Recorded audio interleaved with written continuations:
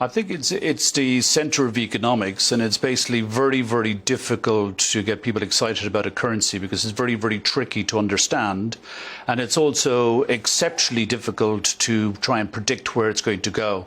Most of the people in the City of London try to do it every day. Most investors try to do it, many very badly. So I think that's just the difficulty attached to currency, is people just stay clear from what they don't know. Now, it seems to me that the pound is down against the dollar, that the euro has broken down below parity with the dollar. It's all about energy, isn't it? Europe dependent now upon Russia to keep the lights on and the factories open. We're dependent not so much on Russia, but on Qatar, on Norway, etc. And America, pretty much energy independent. Isn't that what the currency markets are telling us? Yes, I think so. I think that's exactly right. Around 90% of UK energy was domestically based. Now it's closer to 60%.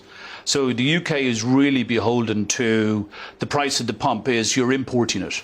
Therefore, the cost of it is due to that currency appreciation, that currency devaluation, but also depreciation of oil and gas. So you're getting a double hit.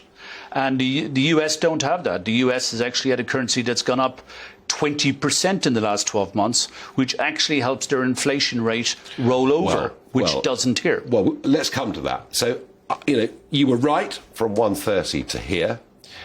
If we're to fall much further, and if parity with the dollar for the pound was on the horizon, that would be a full-blown sterling crisis, the likes of which we haven't seen. Well, we saw it a bit with the exchange rate mechanism in the early 90s, and then you've got to go back to the mid-70s. Let me ask you, do you believe a sterling crisis is coming?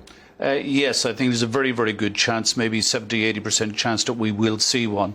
And we potentially can break parity against the pound, against the dollar, probably by Christmas or maybe early next year.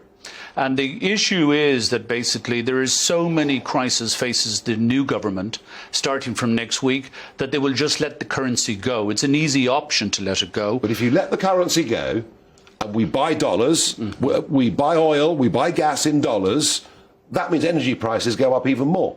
Correct. And it also will force the Bank of England's hand. And inflation goes up more. Inflation will go up. Bank of England will be forced to hike interest rates more. People's mortgage rates will go up. So this is why it's very, very tricky.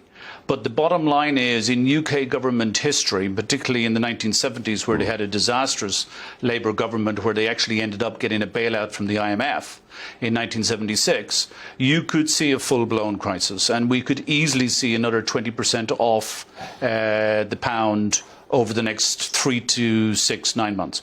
And that would mean interest rates having to go up quite sharply. Very sharply. And we saw it in 1992 when the Tory government was in power. Norman Lamont was actually in charge of interest rates at the time, and I think actually at one stage put them briefly to 20%. Now, I'm not saying that is going to happen UK interest rates, but we could easily see 4 or 5% on UK interest rates, and people's mortgage rates would be higher than those levels. And that is something that people are going to have to be very, very careful about. But the currency is one of the major legs that the UK government will find it very, very difficult to manage.